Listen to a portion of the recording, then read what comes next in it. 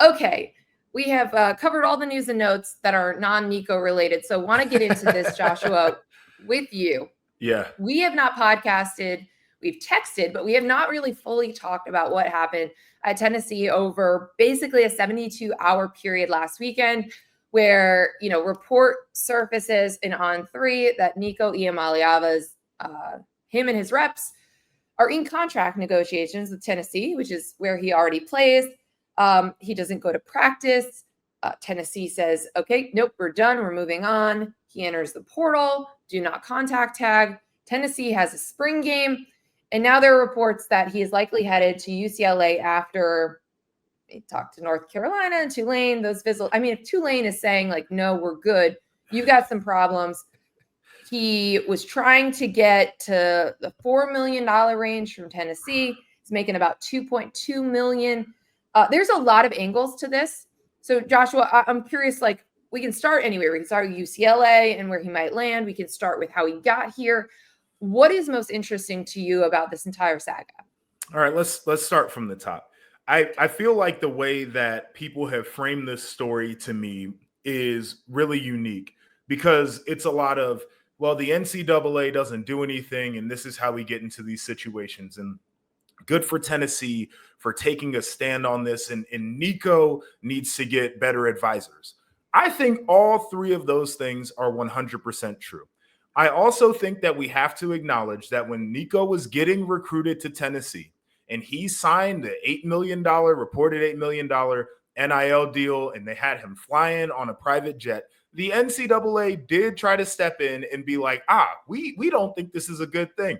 And Tennessee lobbied the attorney general of the state to file an injunction so he could negotiate with third parties to secure this NIL deal. This is how this whole Nico thing to Tennessee started. How you get them is typically how you lose them, right? It's true in relationships, and I think it's true here. So this whole like NCAA is the evil guy. Like, yes, they're inept, but they also tried to do something here. And Tennessee felt it was that important to try to get Nico the way that they did, that they went through the court system to make it happen.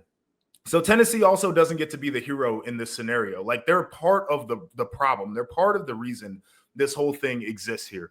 But my biggest issue and my biggest frustration here, my biggest issue with this is I understand that as a player, you try to get your value. And seeing some of the deals that have been thrown out here, right? We talked about Bryce Underwood very briefly at the top of the show. We understand what he got to go to Michigan. If I'm Nico, I'm looking around and saying the quarterback market is a quarterback market, right? But you need to have a better, more professional group of people that are in control of your career. And as a player, you ultimately get the final say, right? And so now we get to a situation where you're making life-changing money, $2 million a year at 20 years old. If you do it the right way, that money should be able to do some really good things for you into your future. Not good enough. We want $4 million. Can't fault you there, but you got to be able to read the room. And then the thing that we shouldn't do after all this craziness goes down is say, well, it wasn't about the money. It was about the offense when you're going to UCLA, and hopefully their offense is much better this year, but their wide receiver room is not very good. Their running back production is down from what it was last year. Like, this was not the school where it's like, oh yeah, I'm going to go here and get developed because they have this long track record as a program of putting out first round quarterbacks. Everything about this is a mess, but I do think we need to acknowledge that both the NCAA and institutions are at fault in how we got here because they have been fighting, but nobody's actually come up with real solutions that can help level the playing field, calm some of this Wild West down, and ultimately protect players from this type of craziness happening. As you were talking about the narratives that his side's trying to put out about the style of play and what he wants, and that, they needed better receivers and offensive line at Tennessee. Well, one way to help is to take less money so that they have more money to spend on receivers and offensive linemen, by the way. Like, that's how it works in the NFL. When quarterbacks really want to help their team, they take less money. Okay, so anyway, I want to go back to what you were talking about because I think this is such an important point, and people are really missing it in this because it is easy and, popular to just say, oh, the NCAA is at fault here. They tried to not let you sign deals when you were a recruit. Like the rule was originally supposed to be like you had to be enrolled on campus before you could sign a deal, which again, Tennessee fought because of Nico. He started getting paid as a recruit.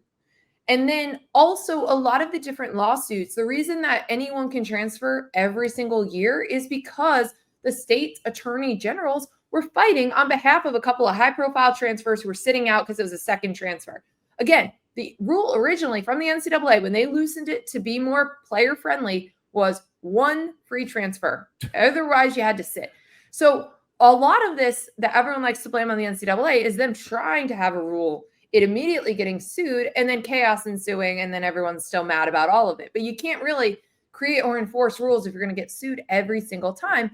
And I think your point on this is very valid. If this is how you got the player, where money was extremely important, you were pushing at the rules, bending them to create new rules to get him, I don't think you can necessarily be shocked when he comes back and says, hey, we made the playoffs.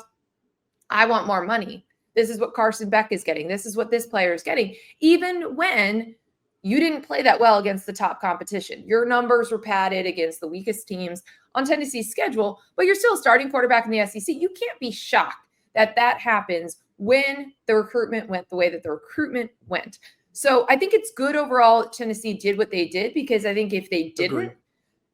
You have schools all over the country being like, okay, our quarterback could just hold out or not show up to practice and demand things, and we have to go with it. And I think Tennessee would have handled this differently if it was Arch Manning, if it was someone who was a Lenora Sellers, DJ Lackley, someone who had shown more, who had done more in college, that you thought the ceiling was like he's a national championship caliber quarterback who's going to take us there. But Nico, I think, was just the right level of quarterback where you could walk away and like be like, we're doing the right thing. We feel good about this. The fan base is going to like cheer for Josh Heupel when he's getting off the bus on the way to the spring game, because they feel like you have like a moral high ground, not like just acquiescing to these demands. And I think because of the reporting around it, because you saw Nico's father tweeting at the reporter who first put this out and calling him names, I think it's easier to be like, man, this is just not how you handle this at all. Like, so good for Tennessee for not, just agreeing to these demands. But also when the dad is acting this way and it's not, like you said, a professional situation, professional representation, I think there's also, it's easier to take Tennessee's side. And you saw like overwhelming portion of the media and fans, even of other places, taking Tennessee's side, which was interesting because it has been an era of player empowerment and a lot of people taking player sides, but not in this situation. Well, I think it's because I think we understand that we want what's best for players, but I think people knew this was just over the top. Like, you have a line when it comes to player empowerment, and like this was not best for the player at the end of the day. I think that's what people started to come to the conclusion.